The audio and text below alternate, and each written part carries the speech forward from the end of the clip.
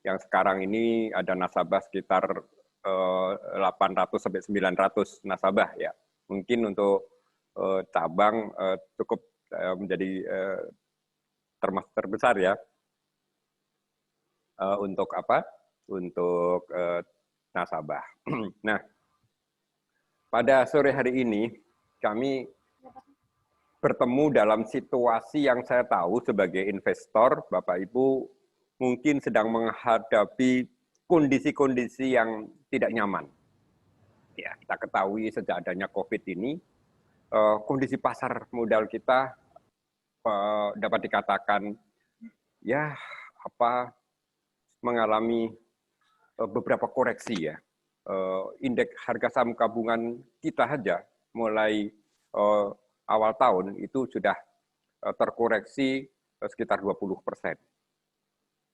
Bahkan beberapa saham blue chip pun mengalami kondisi-kondisi yang cukup parah ya.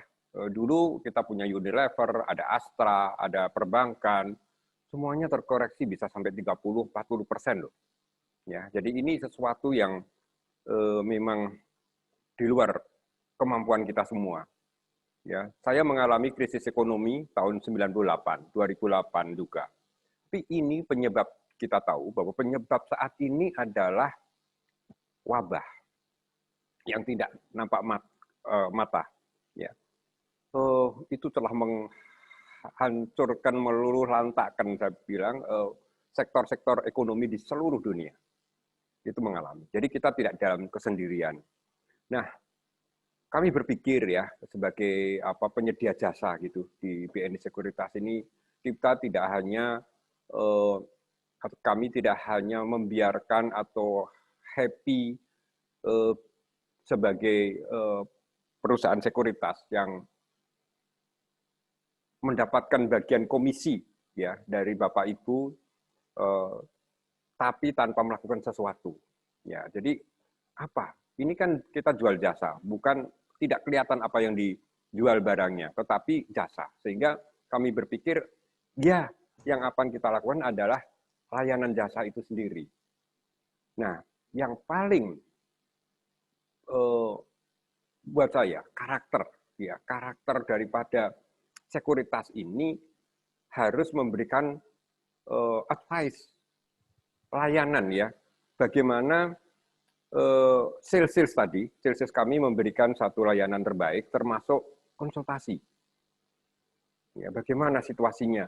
Kita harus memahami apa yang terjadi di pasar. Bagaimana kondisi-kondisi nasabah. Ya. Kita tidak hanya happy dengan nasabah ketika kita ikut prihatin ya, ketika nasabah juga mengalami kondisi-kondisi yang katakanlah sedang sulit seperti ini. Ya, kita tidak bisa biarkan begitu saja. Mari kita sharing apa yang sebenarnya terjadi dan bagaimana kemungkinan solusinya. Ya, itu yang rasanya perlu kami lakukan untuk nasabah-nasabah yang tergabung di BNI Sekuritas. Banyak sekali saya mengamati kegalauan ya dari teman-teman ya, bagaimana happy-nya ketika kondisi pasar sedang bagus ya, kita bisa senyum, bisa tertawa bersama, seakan-akan mencari uang itu tidak ada yang lebih mudah dari pasar modal ini. Ya, bayangkan itu bisa satu hari 5%, 6%, itu bukan sesuatu yang impossible. Tetapi ketika turun pun ya, kita mengalami kondisi-kondisi yang seperti itu. Jadi balance antara kondisi ketika pasar bullish dan pasar bearish seperti sekarang ini.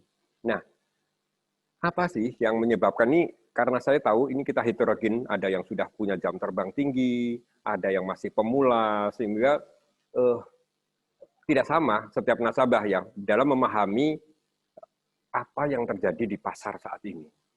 Kami semula akan melakukan pelatihan-pelatihan ya, dari awal yang pemula akan kita latih, nanti yang menengah, yang punya jam terbang tinggi, tetapi itu akan next ada jadwalnya.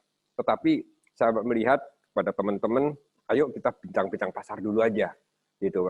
apa yang diperlukan. Karena nasabah ini saat ini sedang itu tadi ya, mengalami suatu kondisi yang sangat tidak nyaman gitu. Itu waduh kok pasar seperti ini gitu ya. Ini yang perlu kita lakukan untuk sore hari ini Bapak Ibu sekalian. Nah, apa yang sebenarnya terjadi seperti saya katakan tadi bahwa COVID ini sejak muncul ya Februari Maret itu memang terus menjadi fokus daripada perhatian kita ya. Pertumbuhan ekonomi kita sendiri udah minus kan ya dari untuk semester 1 dan 2 ini ya. Ini pertumbuhan ekonomi kita. Ini adalah satu ukuran daripada inilah kondisi kita saat ini. Beberapa tadi saya katakan sektor hampir seluruh sektor mengalami kontraksi ya. Yang paling parah memang adalah sektor pariwisata ya, itu adalah ini parah sekali dan diikuti oleh sektor-sektor yang lain. Nah, tidak banyak bisa memilih memang. Nasabah ini dilematis. Bagaimana apa yang sebaiknya? Pertanyaan-pertanyaan klasik ya. Jadi apa sahamnya? Saya sendiri sulit untuk menjawab dengan pasti apakah sektor apa yang terbaik. Ya, kapitalisasi kita berapa sekarang udah turun ya menjadi 5.800 triliun. Dulu pernah sempat sampai 8.000 triliun. Ya, jadi kapitalisasi itu andai kata seluruh saham yang ada di bursa dikalikan masing-masing harga pasar. Itu adalah ketemu kapitalisasi pasar itu. Ya. Nah, itu sudah turun 7,74% dari awal. Jadi itu menunjukkan bahwa harga saham rata-rata mengalami penurunan. Ya. Ini jadi Bapak Ibu bisa lihat, kalau Bapak belanja pada awal Januari yang lalu, itu kalau didiamkan sahamnya, maka akan turun sangat signifikan sekali. Memang ada beberapa saham yang naik begitu, namun ya tidak banyak. Ya. Saham blue chip yang dulu menjadi satu unggulan pun tidak luput dari kondisi-kondisi yang terjadi, yang terdampak daripada kondisi-kondisi saat ini. Ya. Nah, inilah ya yang terus terjadi sehingga apa yang mungkin bisa kita lakukan. Ini adalah gambaran dari sektor ya yang pengaruh-pengaruh ini turunnya ya, pertanian turun 22, properti 39% ya, infrastruktur, industri dasar dan sebagainya. Ini adalah penurunan sejak Januari sampai Agustus yang lalu. Jadi hampir semua sektor nggak ada yang plus, semuanya mengalami penurunan. Nah, belakangan ini tadi pagi ya kami kebetulan sering mengeluarkan apa yang dinamakan kopi pagi. Jadi apa pandangan-pandangan saya terhadap pasar, ya. Nah, kita tahu tadi malam saya melihat sesuatu yang menjadi tidak nyaman ketika Dow Jones sempat hampir 3% minusnya. Dow Jones itu adalah indeks 31 saham yang ada di Wall Street. Ya, ada 30 saham yang ada di Wall Street. Itu yang kapitalisasinya besar. Itu mengalami penurunan hampir 3% ya, tapi ditutup 1,8% minusnya. Kita lihat, waduh. Eropa rata-rata turun 3-4%. Jerman, Inggris, Prancis ya, itu mengalami penurunan yang tajam. Saya lihat komoditas juga demikian. Mengalami penurunan. Nah, dari situlah saya bisa memprediksikan bahwa hari ini agak susah IHSG kita bisa hijau begitu. Ya, kenapa? Pasar modal ini adalah pasar keuangan yang sangat sensitif terhadap pengaruh-pengaruh eksternal juga. Ya, jadi ada ketika bursa di Wall Street jatuh, dia akan ditiru oleh Eropa, oleh Asia, ya, dan akan pengaruh ke Indonesia juga. Ini sangat cepat sekali. Ya, setiap perubahan itu akan diperhatikan oleh pasar-pasar yang lain. Sehingga memang saya berkali-kali anjurkan pada Bapak Ibu sekalian, khususnya para pemula, ya kalau sudah berniat untuk investasi di pasar modal ini, ya memang harus rajin-rajin mengikuti perkembangan, termasuk membaca, ya menonton TV, gitu ya. Itu adalah bagian dari yang tidak bisa terlepaskan dari seorang investor. Karena apa? Saya menyebut bisnis ini adalah bisnis informasi. Begitu ada informasi yang berkembang, maka akan bereaksilah pasar itu. Coba bayangkan, kalau kita dulu tidak investasi di bursa saham ini, mungkin kita jadi cuek-cuek aja. Harga minyak mau naik, mau turun terserah, mau emas naik turun terserah, mau Wall Street naik turun terserah, mau Trump mau ngomong apa terserah, ya cuek aja. Tapi begitu kita masuk di dalam investasi pasar modal ini, ya mau tidak mau selalu memperhatikan apa yang terjadi. Itu karakter ya Bapak Ibu sekalian, ya terutama yang baru. Jadi jangan seperti kita menabung saja atau deposito, itu beda sekali. Kalau deposito ya udah kita percaya perbankan, kita taruh duitnya, kita per bulan kita dapat bunga. Sudah nggak usah mikir apa-apa, tidur aja kalau perlu ya. Tetapi kalau investasi di pasar modal ini memang ya gitu, kita harus mengikuti apa yang terjadi. Dari perkembangan informasi-informasi yang kita terima itu, kita analisis. Masih ada. Ya, jadi kita mendengar sesuatu, kita analisa, dan kita akan, oh dampaknya akan seperti ini.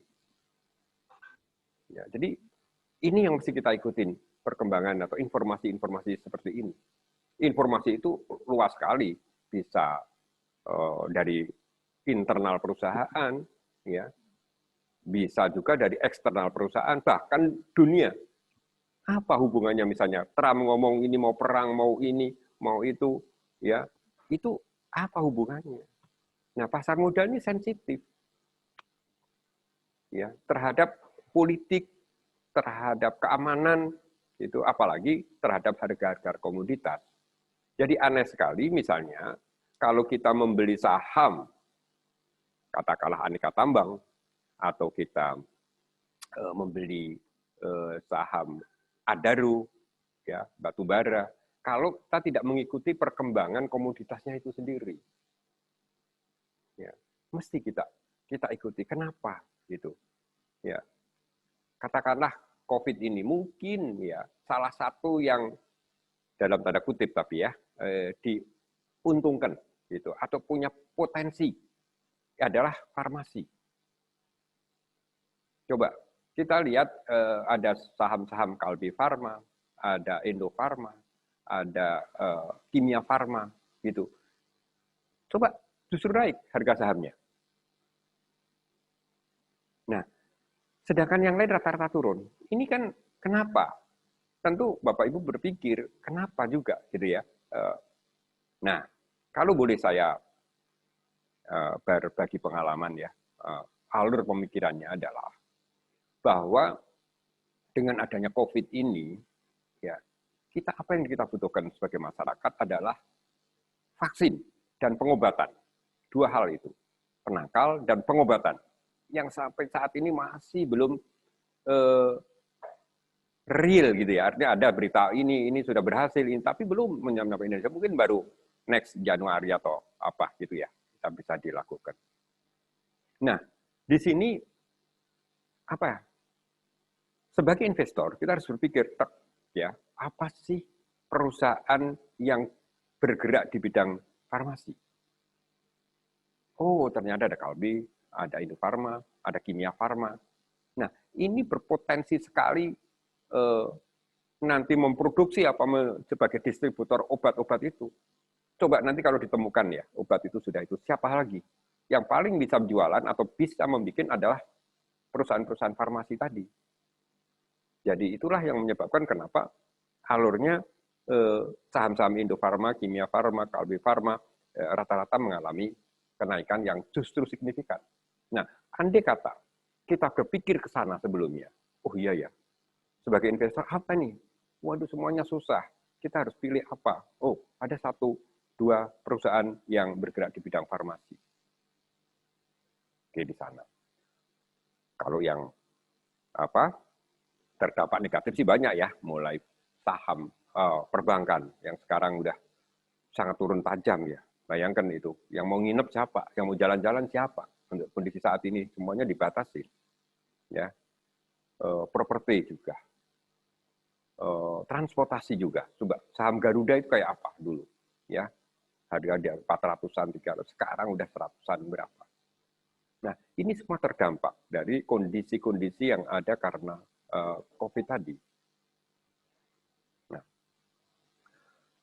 menarik sampai sekarang. Ya, tadi malam saya lihat tadi ya, saya sampaikan Dow Jones, Nasdaq, Standard & Poor's mengalami penurunan, masih ditambah kenapa perbankan turun tajam tadi, BCA, ya, yang saham yang blue chip kayak gitu turun, BNI, BRI, Mandiri, semuanya turun. Itu 4 bank yang menjadi panduan saya. Biasanya saya menebak IHSG arahnya kemana, itu saya lihat 4 bank. Ya.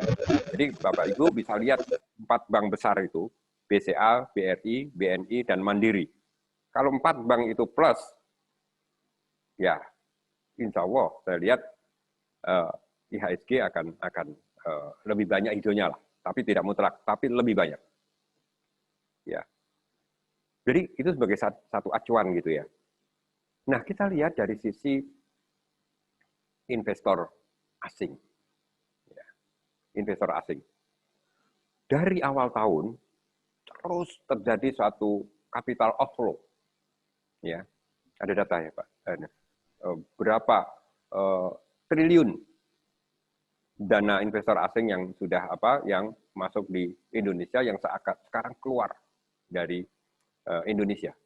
Artinya apa? Mereka melakukan penjualan surat-surat berharga, termasuk saham. Dia bawa kemana nggak tahu. Mereka mencari tempat-tempat yang yang mungkin dipandang lebih layak untuk investasi. Ya. Ini adalah transaksi asing. Ya. Turun berapa persen sekarang? 40 triliunan ya. Ya, net sell-nya. Ini sampai tadi. Sampai dari awal tahun sampai hari ini. Ya, ini udah gitu. Bayangkan dengan asing keluar segitu, digerojok dengan penjualan-penjualan terus oleh asing, lokal ini nggak terlalu pede. Ya, sehingga ya nggak mampu untuk terus menahan. Sekarang ini sudah lumayan, menurut saya ya, perkembangan investor lokal itu sudah lumayan dibandingkan dulu. Karena sudah ada edukasi terus gitu ya. Sekarang banyak investor-investor baru yang masuk ke pasar modal. Ya. Salah satunya juga COVID ini ya. Saya justru menyoroti ketika masa COVID ini banyak nasabah baru masuk di pasar saham. Kenapa? Ya, kalau saya tanya pada beberapa nasabah yang baru, mereka bilang, aduh bisnis apa lagi ya? Sekarang bisnis real lagi lesu Pak. Usaha saya ini lesu. Saya mesti di rumah. Bisnis apa yang bisa dilakukan? Saya nggak bisa berhenti. Ya, akhirnya apa yang terjadi adalah bisnis mereka dagang saham cukup dari rumah. Ya, dengan Anda mau investasi atau dengan modal berapa aja bisa terserap. Ya, bisa terserap. Nah, akhirnya banyak nasabah-nasabah baru yang masuk ke pasar modal kita. Ya, hanya saja tadi, sekali lagi saya himbau pada nasabah-nasabah baru yang benar-benar baru masuk, itu kita bukan sedang gambling. Ya, eman-eman uang kita, kalau kita sedang gambling. Bahwa risiko itu selalu ada, ya. Ya. Potensi keuntungan iya, tapi kita bukan sedang gambling. Jadi kita melalui harus ada perhitungan-perhitungan yang matang di dalam menginvestasikan dana kita. Untuk itulah diperlukan satu pemahaman. Saya akan membeli saham apa ini? Ya. Jadi kita memang mau tidak mau harus berpikir sebagai pengusaha. Kita punya uang, kita mau beli perusahaan, walaupun itu mungkin bisa sejenak. Perusahaan apa yang layak saya beli? Kan begitu di logika kita harusnya. Oh, dalam kondisi ini apa yang layak saya beli? Mau untuk short term atau untuk jangka menengah? Saya sampai katakan ya, saya tidak berani mengatakan dalam kondisi saat ini ya, maaf, dalam kondisi saat ini untuk begitu long, prediksi long, kita belum tahu. Karena apa? Kita belum tahu nih sampai kapan ya COVID ini selesai. Jadi yang saya anjurkan memang selalu ya kalau saat ini Anda dapat cuan atau dapat rezeki atau capital gain dalam waktu yang pendek dan menurut saya cukup pantas ya untuk dinikmati, jual aja. Makanya yang terjadi sekarang ini adalah fluktuatif sekali, ya. Harga saham itu fluktuatif sekali. Jadi nggak bisa terus begitu, naik turun lagi, naik turun lagi, naik. Ya, itu tuh sangat fluktuatif. Karena orang memang rata-rata begitu sekarang lagi, nggak pengen lama-lama pegang saham. Ya, karena kondisi belum yakin bahwa ke depan itu akan lebih baik, sehingga memanfaatkan situasi aja yang ada. Jadi kalau ibaratnya tadi saya tulis sebagai peselancar, kita menikmati gelombang naik turunnya gelombang di laut. Ya, peselancar itu lebih seneng kan naik turun dia menikmati aja karena dia udah cukup ahli di dalam peselancar itu. Nah itu yang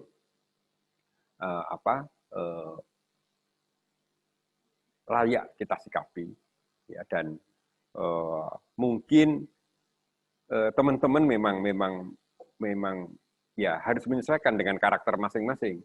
Kalau yang tidak cukup waktu ya misalnya kalau yang trader gitu ada waktu kita nonton di monitor bisa oh ini pergerakannya seperti ini, kita bisa masuk kapan, bisa keluar kapan ya.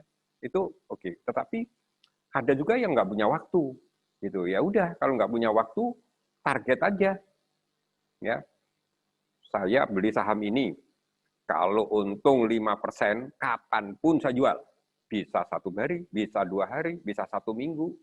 Ya, pokoknya 5% saya jual. Disiplin di situ. Siapa tahu 2 minggu naik 5%. Gitu, misalnya. Oh, tidak ada yang tidak mungkin di pasar ini. Ya udah, jual. Ya, nanti nunggu kalau turun lagi atau cari lagi saham yang relatif lebih murah. Jadi memang begitu. Ini barang dagangan yang ada di bursa ini ada 630-an saham. Jadi kita bisa milih di antaranya. Ya. Ya, ini yang mesti kita pahami ya. Jadi sektornya apa, sahamnya apa. Nah, ini banyak hal yang bisa kita pelajari dari suatu analisis. Ya. Jadi bukan masalahnya bukan tebak-tebakan. Wah, aku coba-coba beli ini aku ini di grup misalnya ada berita itu ikut ya. Ya itu bukan sesuatu yang jelek. Mungkin yang ngomong adalah yang punya kemampuan ya dalam hal analisis. Tetapi orang ini kan tidak sama. Orang yang mempunyai saham Telkom misalnya, dia akan cenderung merekomendasi saham Telkom itu. Yang punya Unilever akan cenderung merekomendasi, wah bagus nih Unilever nih, ya gitu. Ini biar naik. Kalau dia naik, apa mah? Dia punya sahamnya, yang satu saat bisa jual, ya kalau sudah naik. Itu doa atau harapan orang-orang yang punya saham itu. Tapi kalau beda sekali kalau orang yang tidak punya saham, dia full cash misalnya, dia berharapnya turun loh. Jadi tidak selamanya kalau indeks turun itu tidak ada orang yang tidak suka. Kalau dia full cash, ya Tadi hari ini ada 2 nasabah baru. Ya, saya tanya kenapa? Bapak mau masuk sekarang, wah mumpung harga saham sedang turun. Dia seneng. Ya, seneng harga saham turun. Saya beli nanti di harga yang murah. Gitu. Itulah perbedaannya. Mereka full cash, mereka baru seneng dia membeli saham dalam kondisi yang bilang, wah ini dulu BR ini dulu segini, sekarang lagi segini, saya beli sekarang aja, saya buka rekening sekarang. Jadi setiap orang punya pandangan yang berbeda-beda. Itu. Jadi jangan wah ini kan ya. Jadi kita mesti paham itu. Jadi kalau begitu, alangkah baiknya kita harus punya pendirian, punya sikap. Bagaimana saya mau beli apa? Kita lihat sendiri. Oh, kalau ada orang merekomendasi untuk membeli saham ini, itu apa dasarnya? Ya, kalau Anda bisa menguasai fundamental, bisa mengenai technical, ya itu sesuatu yang cukup untuk bahan analisa, ya. Bahkan beberapa menggunakan logika makro gitu ya. Misalnya ya ini, oh harga minyak naik, waduh kalau gitu nih nanti saham Medco naik ya Pak. Ada banyak pertanyaan seperti itu. Enggak salah itu. Paling tidak dia sudah mulai melakukan satu analisis gitu. Nah, disitulah. Jadi kesempatan ini akan saya lakukan secara periodik ya, khususnya untuk nasabah BNI Sekuritas, supaya terjadi diskusi. Nah, apa yang ingin ditanyakan Bapak Ibu sekalian, silahkan sepanjang saya bisa menjawab sekarang, saya akan jawab ya. Kalau waktunya nggak cukup, nanti semua terrekod kok pertanyaan itu bisa saya jawab sambil jalan. Dan kita akan terus adakan acara-acara semacam ini sehingga terjadi diskusi. Nanti juga akan saya libatkan beberapa mentor investa, ya ada Pak Hasan Zain, ada Juli, ada Dwi Cahyo, ada Aan Takumi, ya ada Vivi, gitu ya. Itu bisa berdiskusi bersama-sama. Jadi ini ide awal ya. Karena kebetulan saya juga sebagai pengelola komunitas Investa dan Ketua Lembaga Pendidikan Pelatihan Investa juga saat ini dipercaya untuk mengelola atau penanggung jawab di BNI Sekuritas Semarang bersama tadi Pak Mujiarto sebagai business manajernya. Baik, mungkin akan ada diskusi sehingga saya ingin tahu seberapa pandangan Bapak Ibu sekalian supaya kalau ada hal yang bisa kita diskusikan karena ini acaranya bintang-bintang, kita ini Aldi mungkin ada pertanyaan dari siapa? Oh iya, oh Bu Emi ya, silakan Bu Emi. Ya, kalau bisa ada waktu langsung boleh. Bu Emi silakan Bu Emi. Bu Emi ini barusan purna dari Presiden Direktur Papros ya. Sekarang jadi investor sambil menunggu tugas yang lain kali. Silakan Bu Emi. Terima kasih Pak Hari. Pak Hari, terima kasih kesempatannya. Yang ingin saya tanyakan, sejarah itu berulang. Kalau dari prediksinya Pak Hari, kondisi ini akan menuju titik yang sebelumnya yang lebih baik atau seperti apa gitu Pak Hari? Karena kan tadi krisis 98, tahun 2008 gitu ya. Prediksi ke depannya seperti apa gitu. Jadi mungkin buat investor jangka panjang harus lebih bersabar gitu, nggak apa-apa gitu misalnya. Atau yang jangka pendek harus yang tadi disampaikan pokoknya surfing aja gitu, ada sedikit cuan ya langsung diambil gitu. Mohon penjelasannya Pak Hari, terima kasih. Ya. Terima kasih Bu Emi, pertanyaan yang baik ya. Jadi benar ya, siklus ini walaupun saya mengatakan tidak mutlak, siklus ini ada. Nggak tahu kebetulan, 98 krisis, 2008 krisis lagi, itu kan 10 tahun gitu ya. Terjadi semacam itu. Nah, itu tapi penyebabnya berbeda ya. Waktu itu yang terjadi adalah dunia keuangan. Ada krisis yang dibatkan oleh dari Amerika, semuanya berakibat dari satu kondisi keuangan. Baru kali ini saya alami kondisi saat ini diakibatkan oleh virus. Itu yang kita para analis sampai kebingungan memprediksi berapa yang akan terjadi. Dulu akan mengatakan indeks sampai 5.800, ada yang 6.000 sebelum ada ini, waduh, mereka mengatakan 6.000 ada yang 5.800 untuk tahun ini. Ya, begitu ada kondisi yang diakibatkan oleh virus ini semuanya salah gitu ya. Sekarang saya tanya teman-teman analis itu ya mau bicara berapa sekarang? Ya, mau bicara indeks 5.500 akhir tahun berani nggak? Semuanya rasanya kalau jujur ngomong Bu, itu nggak ada yang berani memprediksi semacam itu. Ya kalau mereka di koran ngomong begini ya daripada tidak ngomong menurut saya. Tetapi bukan tidak berani, tetapi kesulitan apa sih ya, kapan sih COVID ini bisa berhenti gitu. Tiap hari sekarang ini masih 4.000-an yang terdampak ya dari itu seperti itu, sehingga para teman-teman ya, banyak murid-murid kita yang ada di analis di reksadana, saya selalu kontak beliau-beliau sekarang yang ada udah jadi direktur. Gimana yuk kita, aduh Pak Hari, ini saya nggak berani bicara banyak tentang prediksi ini. Sekarang ya udah, kalau ada cuan ya kita reaksir aja gitu ya. Ya udah kalau gitu. Nah, tapi Bu, ya semuanya punya harapan, punya prediksi yang tidak mesti benar. Saya katakan kalau saja ya kita berdoa bersama-sama, COVID ini bisa mulai bisa kita bisa kita atasi begitu ya, sampai ada vaksin. Mungkin ukurannya adalah tingkat kematian itu bisa menurun, yang sembuh semakin banyak, yang tertular semakin bisa ditekan. Itu nggak usah nunggu lama-lama. Itu pasti, saya katakan bukan pasti ya, maaf. IHSG akan cepat sekali rebound, sensitif sekali. Ya. Dan kalau ini benar-benar teratasi, maka akan terjadi suatu bullish yang luar biasa pantulannya. Biasa ya, kalau bola itu jatuhnya dalam, dia akan mantulnya itu akan lebih tinggi gitu Bu. Nah ini akan terjadi nanti. Andai kata penyebabnya ya, sekarang saya lebih senang mengatakan penyebabnya apa dulu sih? Karena penyebab ini ya ini nanti kalau COVID ini bisa teratasi, ya insya Allah itu akan lebih cepat sekali. Coba misalnya contoh konkret begini. Sekarang ini mau rekreasi ya, mau ke Bali, mau aduh pada takut gitu, sampai Bali sepi. Tapi coba nanti begitu peluang itu ada, COVID ini bisa teratasi, wah itu orang yang ke Bali itu udah melebihi dari kebiasaan, itu akan rebound cepat sekali. Ya, orang yang umroh sekarang ini terbatasi, tapi begitu nanti coba dibuka, wah itu akan luar biasa sekali.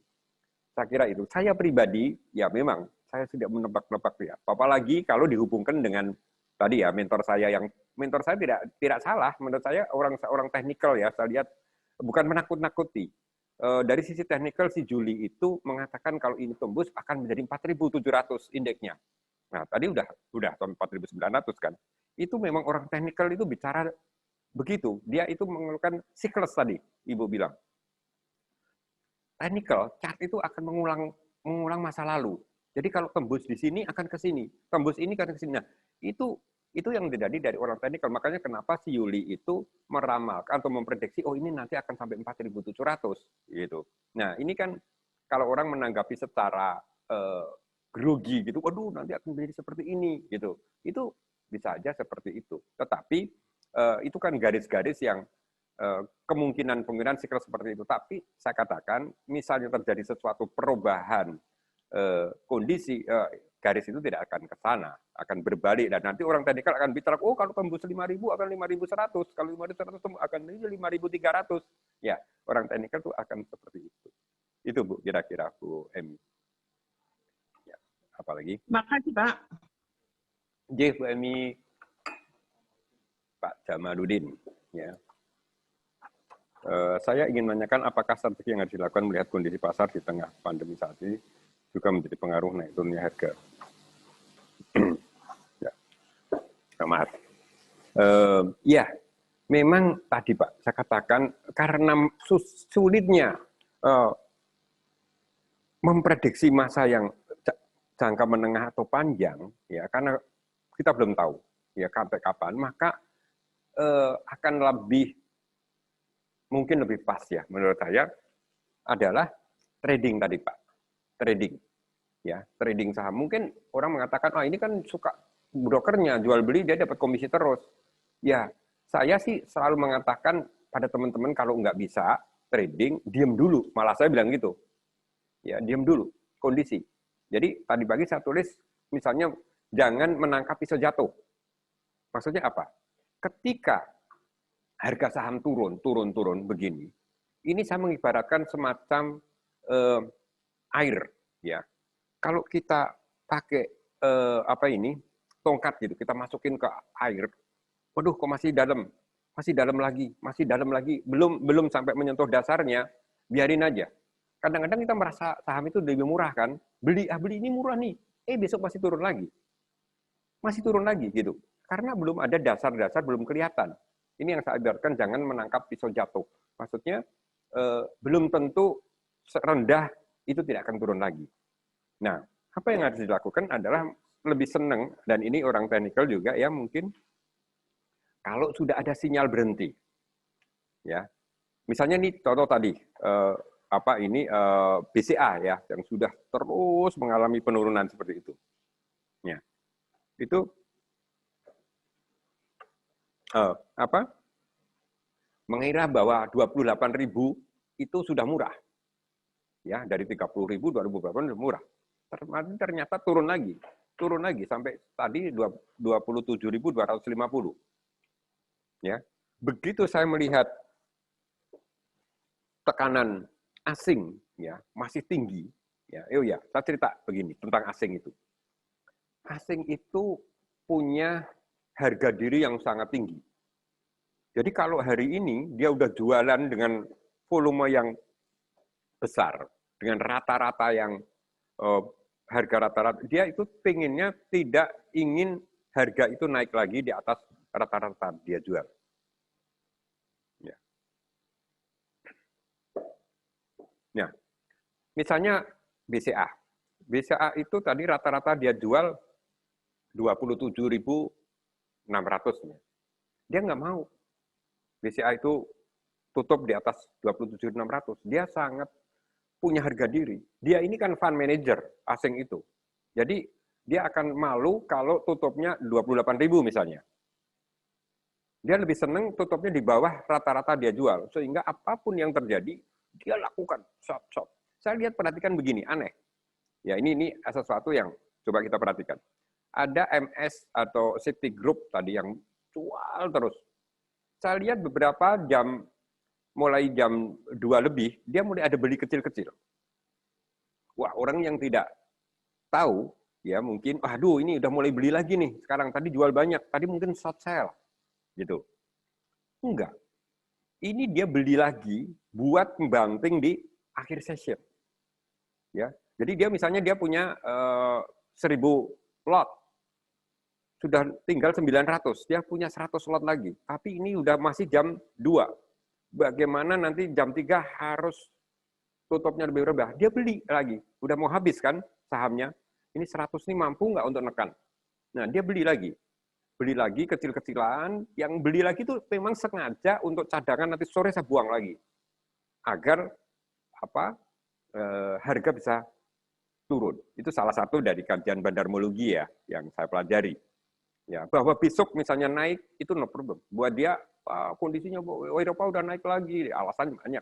Besok naik lagi. Mungkin. Besok dia beli lagi? Mungkin. Tetapi hari ini, dia pengennya turun begitu.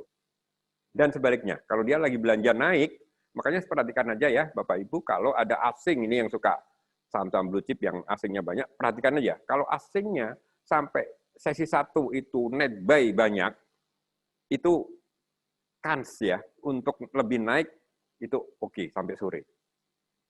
Ya. Tidak sampai artinya kecil kemungkinan untuk turun karena dia backup terus, dia udah beli banyak. Dia nggak mau dia turun. Besoknya mau turun terserah, tapi hari ini saham itu harus naik. Itu lihat aja. Ya mulai dipraktekkan, perhatikan bagaimana karakter kalau ini yang suka melihat karakter investor asing. Iya, Pak. Jadi menurut saya sekarang ini polanya memang itu sedang pola trading ya. Ada saatnya nanti untuk investasi jangka panjang. Tapi boleh-boleh saja. Apakah nggak boleh Pak beli sekarang untuk next? Boleh sekali. asal Anda yakin gitu ya bahwa kondisi ini cepat teratasi. Dan dananya ini memang udah dana untuk investasi, bukan salah gitu ya. Jadi ibaratnya begini cara berpikirnya. Saya deposito dapat berapa sih setahun? Oke, 5-6%. Saya beli saham aja sekarang. Mungkin besok turun 3%, besoknya lagi turun 1% lagi, sampai minus kan di bawah 6%. Aduh, jangankan, kalau kita kadang berpikir, jangankan 6%, sekarang malah minus. Tapi lihat aja, begitu nanti rebound, ya kan ini setahun ukurannya. Jangan dipikir jangka pendek, seperti Pak Hasan itu. Ya, Pak Hasan itu, dia udah duduk manis gitu, dia beli saham, ya udah, pokoknya jangka waktu saya 3 tahun ke depan, masa kadang BRMS, ya dia enjoy aja. Nah kalau sudah itu ya udah beli, nggak usah lihat-lihat lagi, gitu ya, sampai benar-benar harga itu ke sana. Ya, jadi memang karakternya itu bisa turun sampai 10%. Coba kalau Bapak Ibu beli saham BRI awal tahun, BNI awal tahun, ya itu sekarang udah turun 30-an% loh harganya. Ya. Itu kan kelihatan ini banget. Nah ini buat seorang yang trader, biasanya dia berani cut loss, ya karena dia ingin memanfaatkan memanfaatkan, misalnya kita beli saham tertentu, nggak naik-naik, ya nggak naik-naik. Nah, padahal ada saham yang bisa naik turun, dia nggak naik-naik. Ya udah, ada yang, udahlah kalau gitu satu tukar aja saham ini, udah rugi sementara, ya udah. Tapi saya bisa memanfaatkan modal itu untuk trading yang lain. Nah, semacam inilah yang tidak mudah. Psikologi kita ini lebih senang memiliki saham ini udah di atas kertas. Saya masih dulu belinya tuh ini kok 500, sekarang 100 misalnya. Ya, tapi kan dulu saya beli 500, belum saya jual. Artinya saya masih kekayaannya 500. Ya. Nah, tapi kalau saya jual kan kelihatan rugi gitu. Padahal ya sama aja sebetulnya gitu ya, di atas secara real sekarang sahamnya sedang turun. Nah, ada yang karakter orang yang udahlah saya jual dulu, duitnya saya beliin saham yang lain. Bisa aja seperti itu. Oke, mungkin ada pertanyaan lain? Pak Rahmat. Ya, Pak Rahmat. Selamat sore, Pak Rahmat.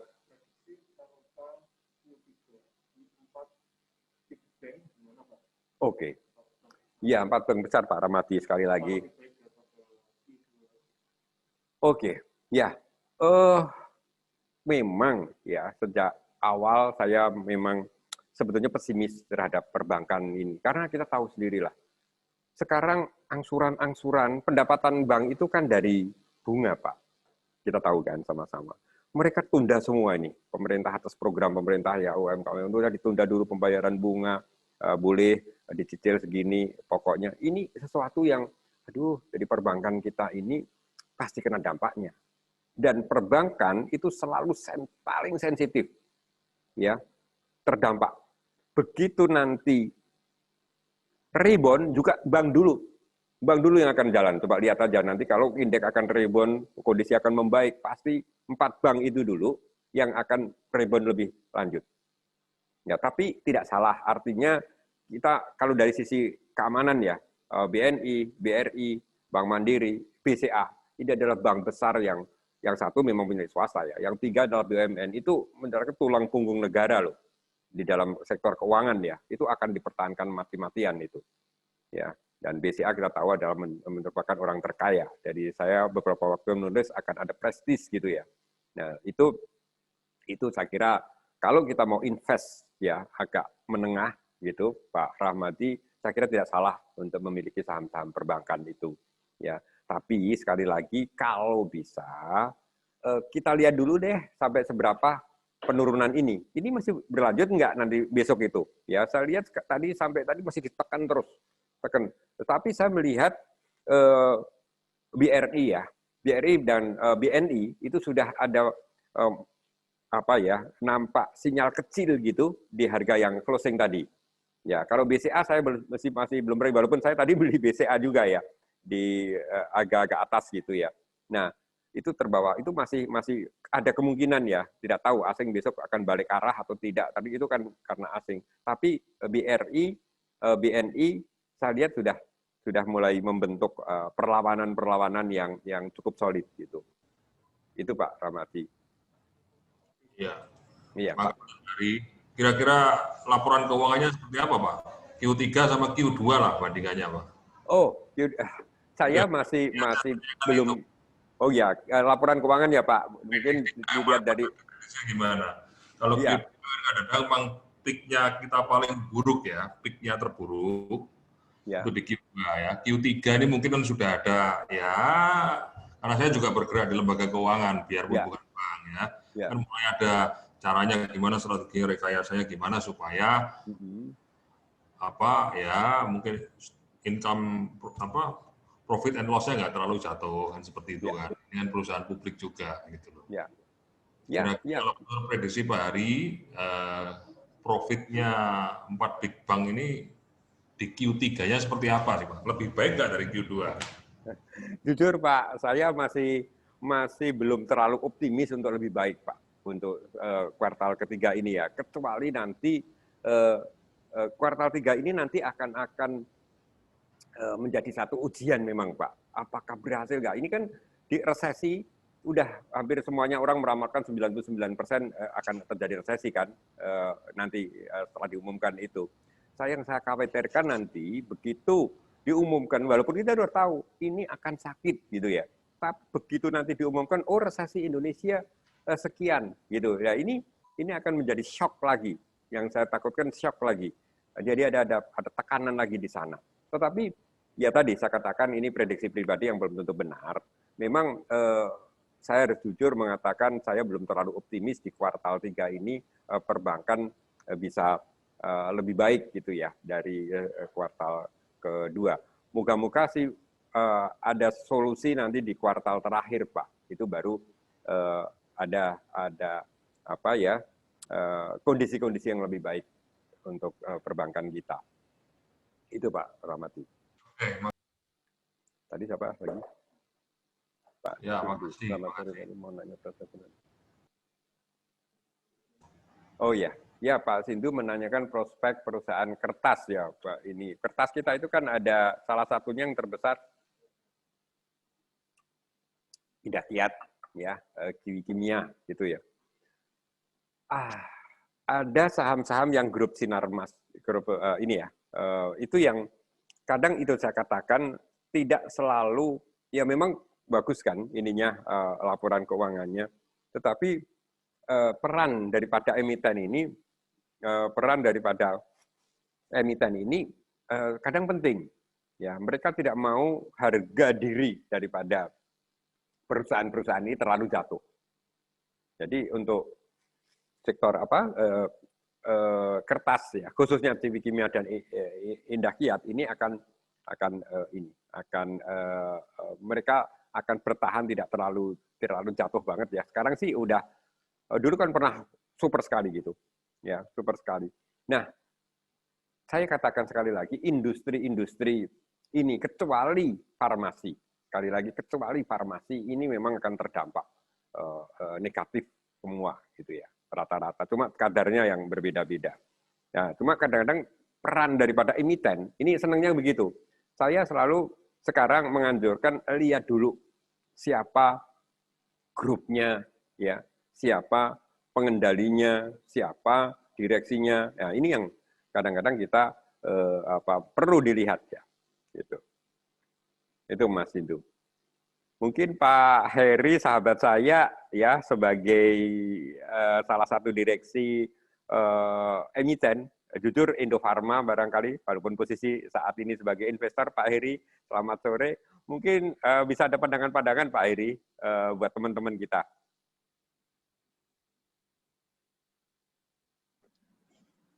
Pak Heri masih monitor? Assalamualaikum Pak Hari, mohon maaf, saya sambil ada beberapa tamu.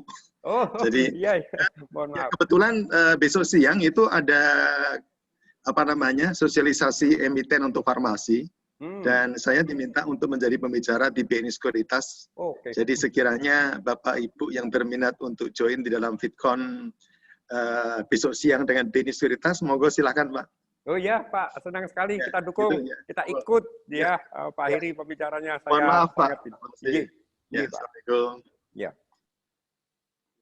Oh ya, besok ya. Jadi Pak Heri Triatno besok akan bicara jam berapa ya kita umumkan ya?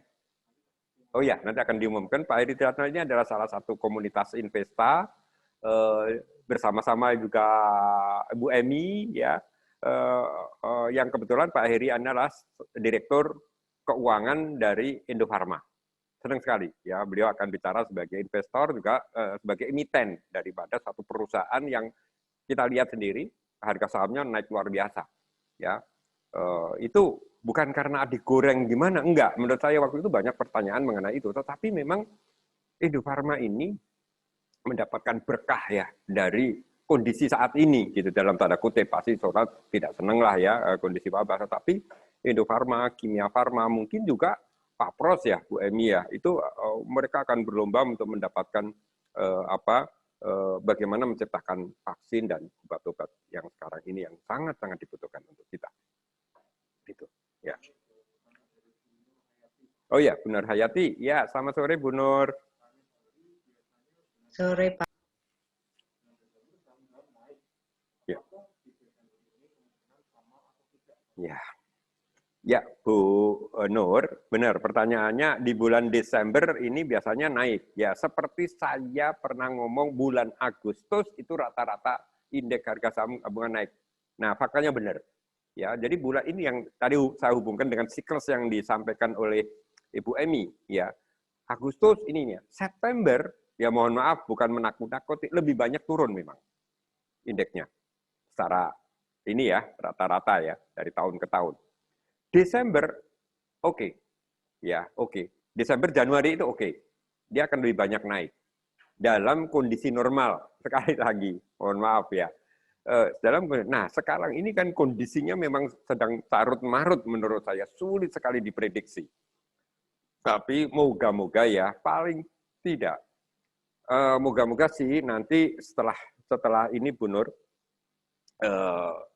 semester terakhir tadi, kuartal terakhir keempat itu akan tadi mulai ditemukan vaksin, mulai dampak-dampak positif ya bisa teratasi. Itu wah luar biasa Desember. Dan di situ ingat ada satu istilah window dressing, ya, mengangkat harga saham gabungan secara rame-rame. Ya, itu biasa terjadi di bulan Desember dan Januari. Ya, Januari biasa disebut namanya Januari Effect. Ya, semangat tahun baru. Ya, dia sahamnya akan naik. Itu siklus ya, Bu Nur. Itulah yang kami maksudkan, itu kebiasaan bahwa ini bisa bersifat tidak mutlak, ya. Tetapi nampaknya itu akan secara siklus akan demikian. Dan moga-moga akan terjadi demikian, Bu Nur. Desember akan menjadi bulan yang baik gitu. Ya, ada lagi?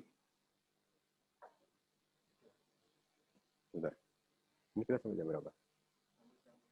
Oke, masih ada setengah jam ya. Oke, ya, monggo. Semuanya bisa tanya apa saja atau berkomen apa saja. Halo? Ya, Pak siapa Pak? Tolong disebutin. Saya Iskandar Pak. Oh, Pak Is. Ya. Maaf Pak, kalau mau nanya di luar, ini bisa apa ya? Di luar saham Pak ya? Bisa Pak, bisa. Ini Pak Heri, saya tuh ditawari ini Pak, Santara tuh Pak. Jadi katanya sih saham untuk UKM itu Pak, itu aman nggak Pak ya? Apa ini? Santara. Bentar Pak, Santara. Santara tuh saham ya lokal itu loh Pak, saham-saham kecil-kecil. Tapi dia di ini Pak, di backing apa dilindungi OJK juga Pak.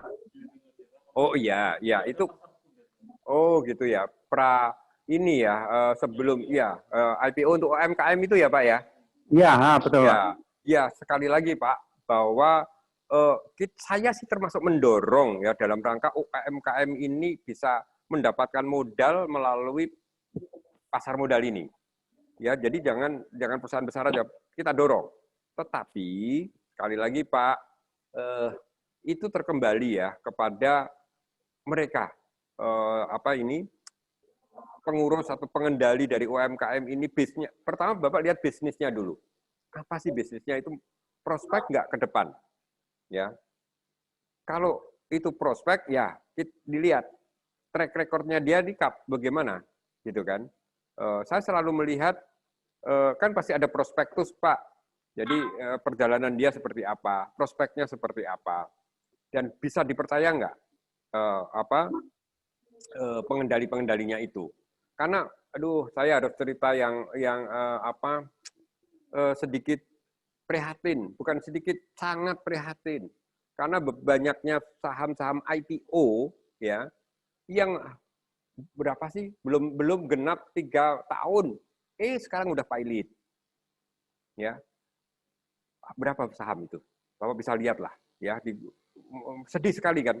Beberapa saham, waduh, ketika ditawarkan berapi-api, wah pamer begini, nanti skenario-nya akan seperti ini, setelah dapat duit, udah kinerjanya sangat buruk. Bahkan saya lihat tadi malam ya ada beberapa saham yang diajuin pilot gitu.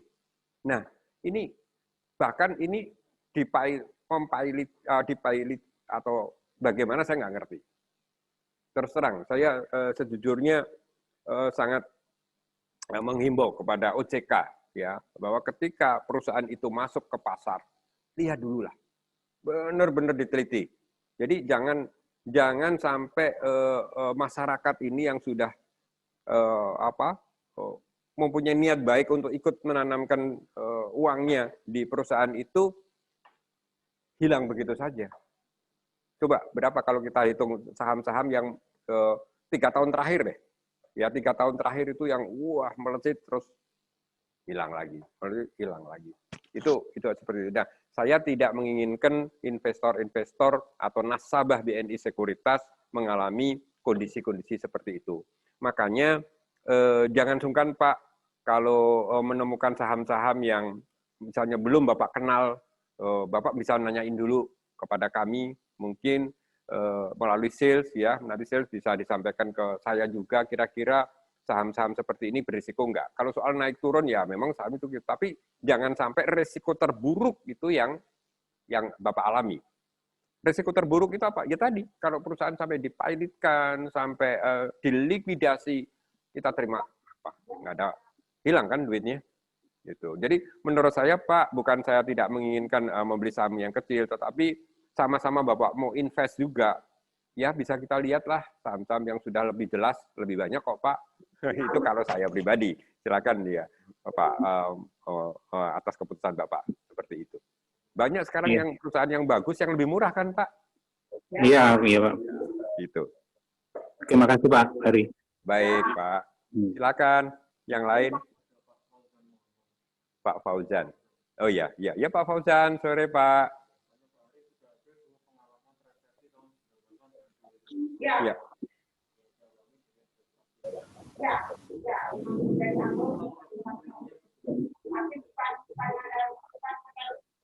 Oh. Ya. Pak Fauzan, masing-masing penyakit itu kan beda-beda akibatnya gitu. Jadi kalau dulu diatasi misalnya pakai likuiditas Bank Indonesia begitu kan, ada stimulus-stimulus begitu. Ya, ini sekarang kan sebetulnya sudah dilakukan itu stimulus ini. Ya, ada penundaan restrukturisasi utang, ada bantuan-bantuan yang lain ya. Yang ini semua adalah dilakukan oleh pemerintah itu sendiri. Ya, itu sudah dilakukan. Memang tapi ya ini Pak, kita bukan sesuatu yang mudah ya menurut saya mengatasi. Kan baru pengalaman ini, dunia ada wabah yang mendunia seperti ini ya. Dulu ada flu burung, ada apalagi tuh, beberapa penyakit ya, SARS gitu ya, itu bisa teratasi tidak begitu lama. Tapi ini begitu lamanya. Nah, ini yang mesti kita perhatikan, Mbak. Jadi memang tergantung sekali dengan penyebabnya. Apa itu? Dan kita berharap hanya bisa berharap sama-sama dan disiplin sendiri. Saya begitu ini, aduh, ya mau ngomong apa lagi ini? Sama kan? Ya tadi saya katakan bahwa teman-teman analis teman ini sekarang sama-sama saya tanya, gimana kamu? Ya ini ya, kita tergantung sih penyakitnya ini kapan bisa diatasi. Ya itu kembali ke sana. Jadi kita berharap sungguh sebagai masyarakat Indonesia kita berdoa sama-sama ya untuk ini adalah tangan Tuhan menurut saya ya. Kalau selain kita berusaha, ini adalah benar-benar tangan Tuhan untuk menolong kita semua, dan dari sinilah kita menintrospeksi diri kita sendiri, apa sih yang salah misalnya ya, dan seperti apa besok yang lebih benar gitu. Itu saya sih seperti itu Pak berpikirnya.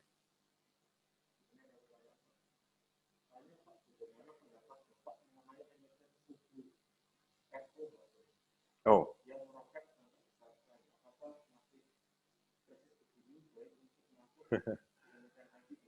Ya, pertanyaan mengenai saham IPO tadi Pak, suhu ya, apa ya kodenya, apapun ya. Pokoknya begini Pak, saya ini sudah, maaf ya, saya udah pengalaman untuk beberapa saham IPO. Ya, kalau saya bicara di sini, sebagai bicara apalagi untuk nasabah-nasabah BNI Sekuritas yang terhormat, yang sudah mempercayai BNI Sekuritas, bukan apa-apa, saya hanya ingin berbagi pengalaman saja pada Bapak Ibu sekalian, bahwa saham-saham IPO ini rentan sekali digoreng. Ya, digoreng. Jadi naik turunnya itu bukan sesuatu kondisi pasar, Pak. Ya. Mereka dibentuk oleh tangan-tangan tertentu untuk menggoreng saham itu ke atas dulu. Jadi ketika IPO, mereka kuasain oleh sekelompok orang, jadi saham itu ada di tangan beberapa pihak begitu, diperjualbelikan sendiri secara cantik, ya, tetapi licik, itu mereka goreng ke atas. Supaya investor retail ini ikut membelinya bukan di bawah, tapi di atas. Ya, setelah di atas, nah ini kita lihat ya Soho ya, berapa nih kenaikannya? Ya, dalam 5 hari ini. Ya, ikut NV dulu pernah seperti apa coba? Sekarang jatuh. Ya, saya pribadi tidak terlalu tertarik dengan saham-saham yang seperti ini, Pak. Apalagi dalam waktu yang pendek seperti ini. Saya hampir katakan saya jarang sekali membeli saham IPO, Pak, untuk 2 tahun terakhir ini. So, udah lama ya? Oh, ada saham yang tidak liquid. Ya, ini tadi saya bicara konteksnya saham yang IPO ya. Apalagi saham yang tiba-tiba. Ya, tiba-tiba begini. Apakah ada didukung apa? Kalau tadi misalnya Indofarma atau Kimia Farma itu ada didukung, ya, alasan-alasan yang sangat logik gitu. Kenapa dia naik? Tapi kita lihat juga saham-saham yang seperti ini ada nggak, ya, didukung nggak oleh satu alasan yang logik gitu ya? Apakah ini layak untuk naik seperti itu? Karena tangan-tangan penggoreng ini udah sangat banyak sekali ya dengan keahlian masing-masing, Pak. Jadi hati-hati dengan saham yang tiba-tiba spektakuler naiknya begitu. Kita mesti teliti ada apa gitu ya. Mungkin di kesempatan yang lain atau mungkin sedikit ya saya ulas ya, bahwa saham ini dinaikkan dengan tujuan tertentu ada apa? Misalnya nanti dengan tujuan repo, ya, repurchase agreement gitu, karena sahamnya mau digadekan kepada orang lain supaya diangkat dulu supaya nilai sahamnya itu tinggi sehingga kalau digadekan ada nilai di situ. Tapi kalau kecil kan nggak laku, ya, antara lain seperti itu, Pak. Jadi monggo, tapi semua keputusan harus dipertimbangkan sebaik mungkin. Apa ini industrinya apa ya? Kebetulan saya terus terang belum terlalu mempelajari ya bidang usahanya apa ini. Oh, kesehatan ya. Oke. Kesehatan ya. Kalau kesehatan dan perusahaan udah lama nggak ininya? Berapa dia berdiri ya? Berapa tahun ya? Ya, maaf ya Pak, ini saya mesti lihat data dulu gitu, karena saya tidak mengamati saham Soho ini. Ya, ya, kemarin kan. Nah, barusan Pak, ya 8 September. Jadi barusan IPO. Ya, tadi yang saya katakan ini sangat rawan dilakukan penggorengan. Sangat rawan ya. Itu apa? Saya tidak mengatakan itu pasti gitu, tetapi sangat rawan dilakukan itu, Pak. Itu sehingga menurut saya diamatin dulu lah gitu ya, apakah benar gitu ya. Itu mungkin kalau belinya beberapa lot saja sih boleh ya, tapi kita biasanya itu begitu beli banyak ya udah kita bisa tidak sesuai harapan. Ya. Apalagi? Mungkin ada apa mungkin ya yang dialami Bapak Ibu, bukan masalah-masalah yang sampai sekarang belum mengetahui misalnya apa ya, silahkan tanya, nanti saya ada beberapa yang mungkin bisa saya sampaikan juga.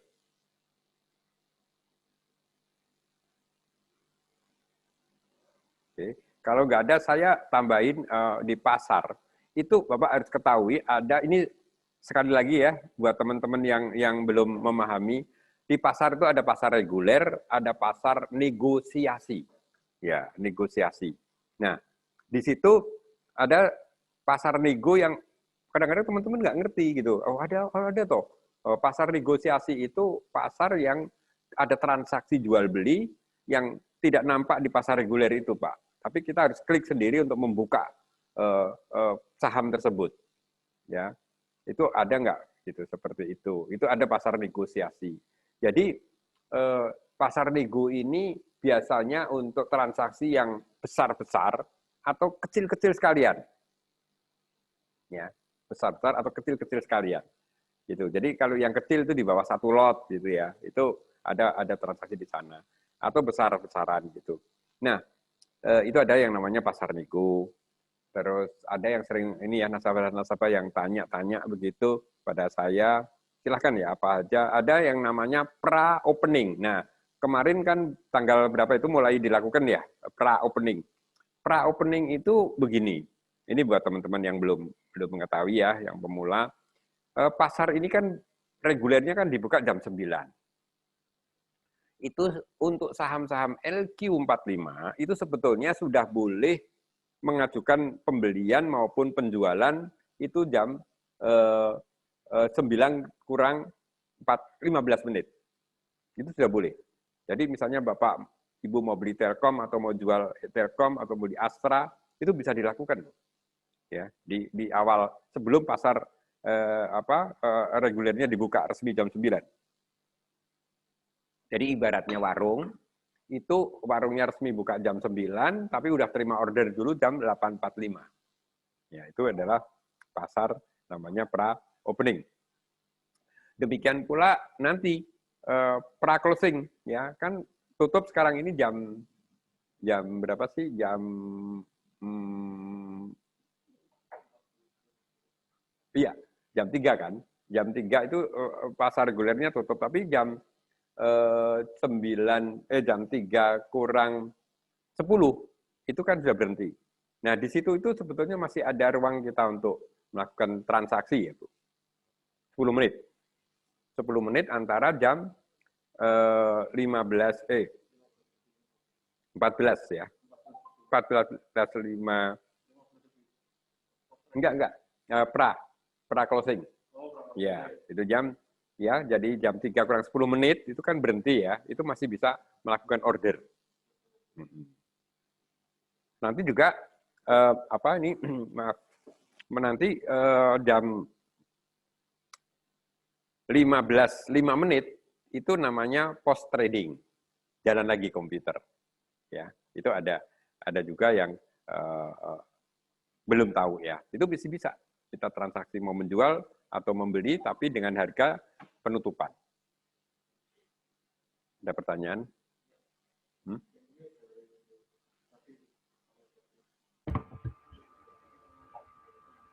Oh ya, Warren. Ya. Warren itu termasuk derivatif menurut saya ya. Jadi pemanis gitu. Jadi Warren itu hak aja. Hak itu hak yang diberikan kepada pemegang saham lama untuk membeli saham baru dengan harga tertentu, jumlah tertentu, ya, dan jangka waktu tertentu. Itu hampir seperti right, ya. Tapi kalau warrant tuh jangka panjangnya bisa 3 sampai 5 tahun. Sedangkan right itu Biasanya 2 minggu. Gitu. Nah, itu perbedaan antara warrant dan RAIT. Makanya Bapak Ibu bisa juga ya membeli warrant itu, dan warrant itu sangat fluktuatif karena itu derivatif termasuk ya. Jadi mereka akan menganut saham induknya. Kalau secara teoritis ya, kalau saham induknya naik, warrantnya itu akan naik. Karena itu hak untuk, misalnya gini, warrant itu boleh, misalnya satu saham itu sekarang harganya 300. Nah, bagi pemilik warrant itu bisa membeli harga saham itu harganya 400. Berapapun nanti harga sahamnya, mungkin 5 tahun ke depan. Kalau harganya bagi pemilik warrant, kalau misalnya harganya nanti 5 tahun ke depan itu 700, dia tetap beli dengan harga 400. Jadi satu nilai lebih kalau Anda mempunyai warrant, ya, misalnya warrant ini berjangka waktu 5 tahun dengan membeli saham seharga 400. Sekarang harganya sih memang baru 300. Ya, dia berani beli dengan 400. Tapi begitu nanti 5 tahun ke depan harganya 700, Anda tetap membeli dengan harga 400. Nah, sebaliknya juga demikian.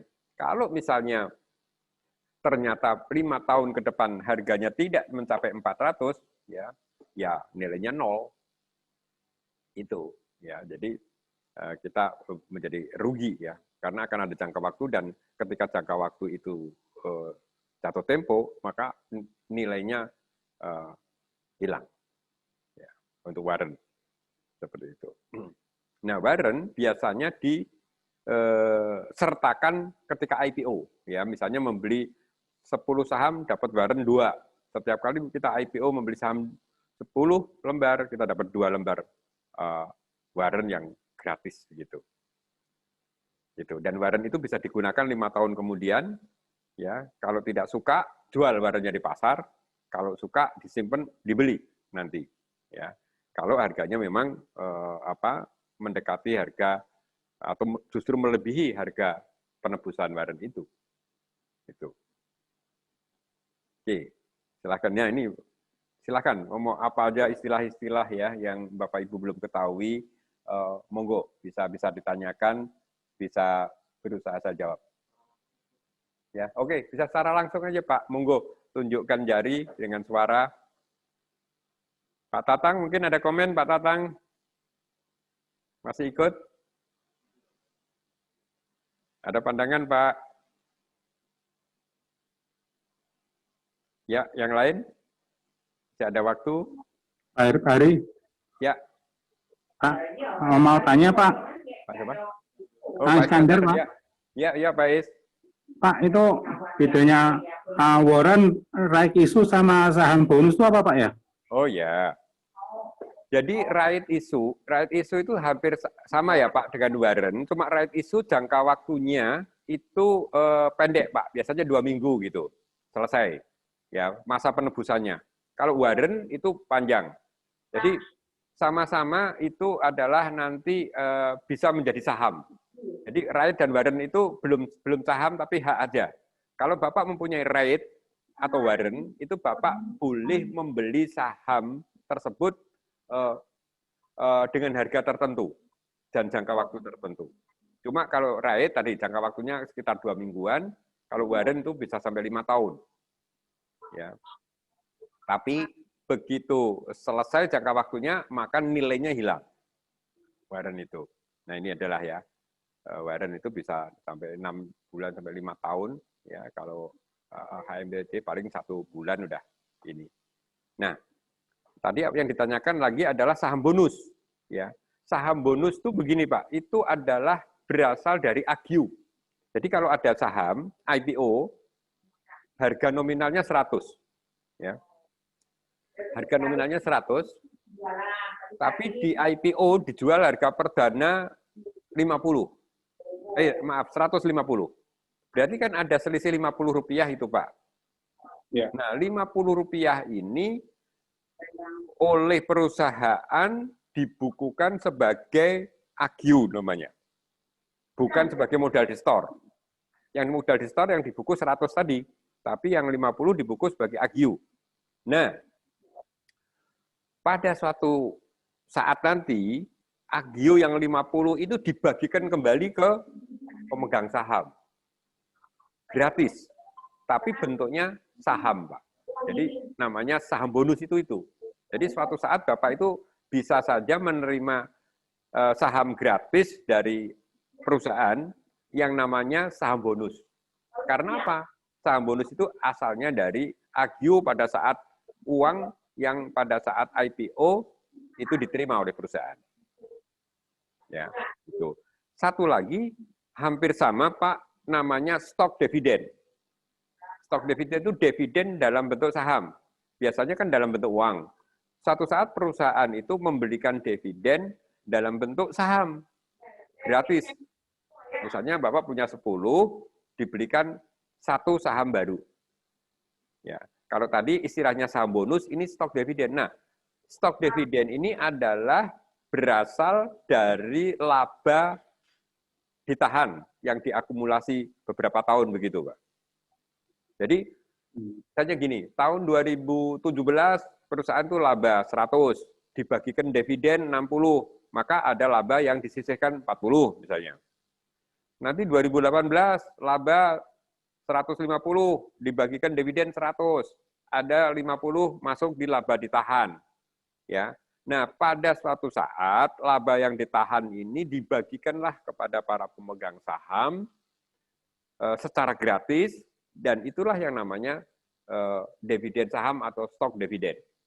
Jadi ada 2 kemungkinan investor itu akan menerima saham secara gratis dari perusahaan, itu namanya saham bonus dan stok dividen atau dividen saham.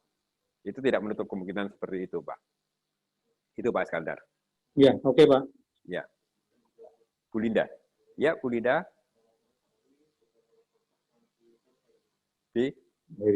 BWPT. Oke. Ada Bu Linda tanya mengenai saham BWPT, Bu. Seperti kita ketahui ya, setelahnya, BWPT adalah saham dari sektor perkebunan kelapa sawit. Ya. Jadi itu sangat-sangat tergantung pada harga komoditasnya kelapa sawit.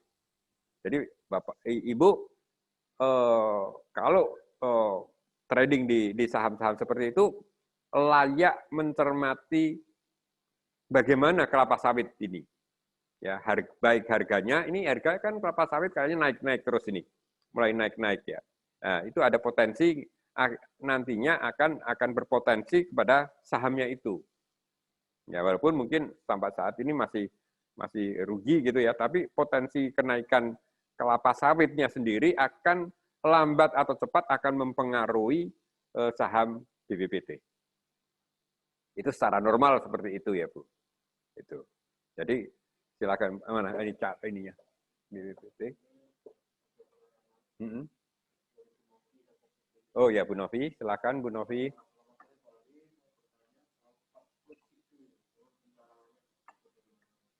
Oh ya. Secara umum begini Bu Novi, kan ada 2 aksi korporasi, stock split dan reverse stock. Stock split itu karena ingin memecah saham menjadi lebih banyak. Ini ya, ini sekaligus pencerahan buat teman-teman stock split itu. Nah, misalnya Sido itu, ya. Sido berapa banding berapa sih? 1:2. Ya. Iya, 1:2. Jadi kalau misalnya punya saham 1 lembar Sido, itu akan menjadi 2 saham Sido. Ya, pasti akan terjadi dilusi ya. Dilusi itu penurunan harga karena aksi korporasi tadi. Jadi kalau tadi harga pasar itu Sido itu misalnya semula berapa nih? Pada saat kumnya itu 1 hari sebelumnya, katakanlah aja ini supaya lebih mudah. Semula harganya 1.000 ya, sebelum stock split. Begitu stock split 1:2 harusnya kan jadi 500 secara teoritis. Secara teoritis. Ya.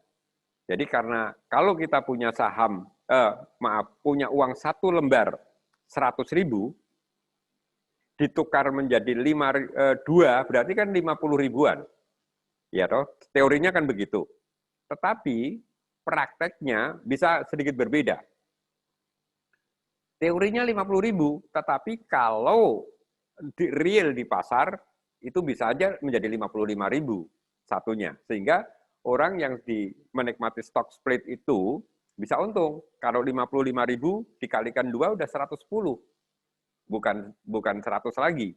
Nah, untunglah si pemegang saham yang tadi terjadi satu stock split begitu. Nah, kenapa stock split? Itu adalah perusahaan ingin sahamnya tambah banyak sehingga biar tambah liquid. Satu. Kedua, harganya bisa di pasar lebih murah. Misalnya dulu orang beli ya Sampurna itu kan mahal banget. Setelah stock split 1:10 atau berapa, jadi bisa lebih beli Sampurna kan harganya menjadi lebih murah. Itu adalah satu manfaat daripada stock split. Nah, reverse stock itu kebalikannya. Jadi dari banyak ke kecil gitu. Kalau tadinya 1:10, ini 10:1. Itu menurut saya sih kurang bagus. Kurang bagus ya, karena bisa dimanfaatkan oleh beberapa emiten tertentu ya, yang sahamnya 50 udah nggak laku di stock split 1:20 gitu, ya naik kan, nah itu nanti turun lagi. Itu seperti itu, Bu Novi. Ya, ya. Pak? Oh ya. Y.